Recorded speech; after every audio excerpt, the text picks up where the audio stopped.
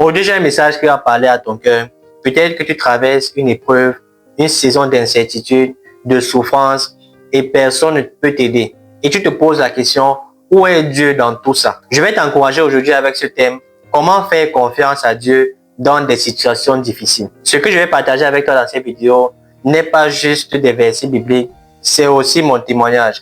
Et je crois que si tu écoutes jusqu'à la fin, tu seras édifié et ta foi sera renouvelée. Vous savez, dans la vie, nous avons parfois des saisons difficiles, des saisons de chaos. Ça peut être la maladie, ça peut être des difficultés financières, ça peut être une saison d'incertitude, de blocage spirituel et matériel et tu ne sais pas comment t'en sortir. Moi également, j'ai connu ces saisons et j'étais découragé. Je ne comprenais pas comment Dieu pouvait tolérer et permettre ces situations. Et dans ces situations, en tant que chrétien, nous avons deux choix. Soit nous révolter ou tout simplement lui faire confiance, même quand nous ne comprenons rien. Et c'est parfois dans cette situation chaotique, que Dieu se révèle à nous. Et j'ai compris que Dieu est fidèle, même dans les vallées. Et aujourd'hui, je peux dire que la confiance en Dieu ne se construit pas dans des moments faciles, mais dans des moments difficiles de chaos, où tu décides de t'accrocher à lui et de lui faire confiance malgré tout. La Bible ne nous cache pas les difficultés de la vie chrétienne. Elle nous avertit tous les jours en nous disant que nous aurons des tribulations. Mais elle nous donne également la clé qui est la confiance en Dieu. Proverbe 3, verset 5 à 6 nous dit: confie-toi en l'Éternel de tout ton cœur et ne t'appuie pas sur ta sagesse. Reconnais-le dans toutes tes voies et il aplanira tes sentiers.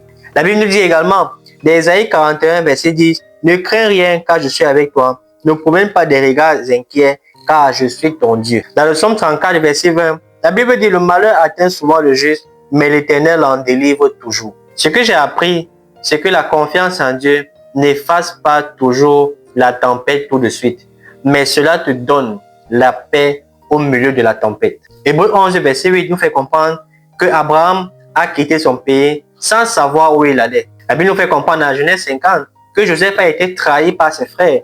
Il a été amené en prison injustement, mais qu'est-ce qui s'est passé? C'est qu'il a continué à croire à la vision que Dieu lui a donnée. Nous voyons le cas de Jésus à Gethsemane.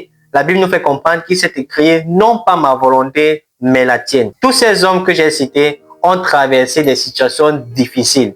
Mais la particularité avec eux, c'est qu'ils ont continué à croire en Dieu et la fin de l'histoire les a poussés dans la gloire. Comment toi aussi, tu peux faire confiance en Dieu? Premièrement, il ne faut pas être hypocrite avec Dieu. Il faut prier sincèrement.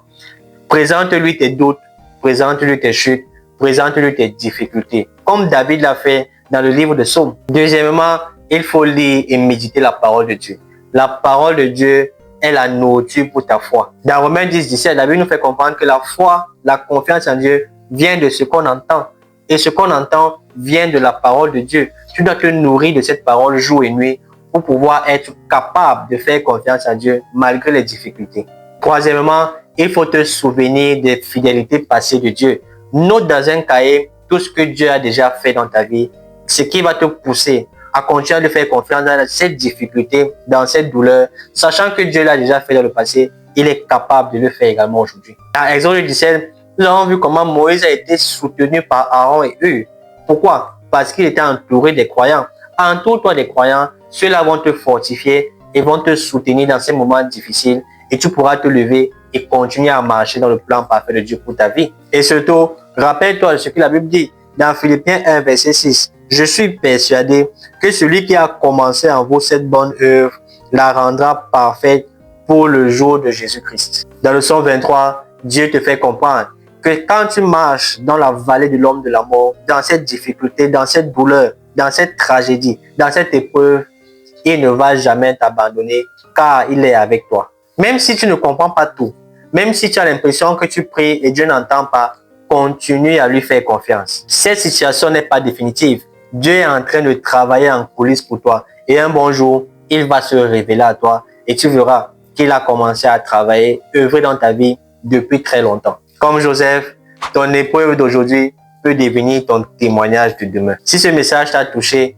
écris en commentaire dans quelle situation tu décides de faire confiance à Dieu aujourd'hui. Et si tu veux aller loin dans ta connaissance, va écouter ma vidéo où je te dis pourquoi tu n'as pas besoin d'être parfait pour que Dieu fasse avec toi. Cette vidéo va t'encourager à aimer Dieu davantage et à te rapprocher de lui. Souviens-toi, La confiance en Dieu n'est pas toujours facile, mais t'amènera à aller plus loin que tes propres forces. Reste fort, reste dans la foi et je te dis à très vite pour une autre vidéo.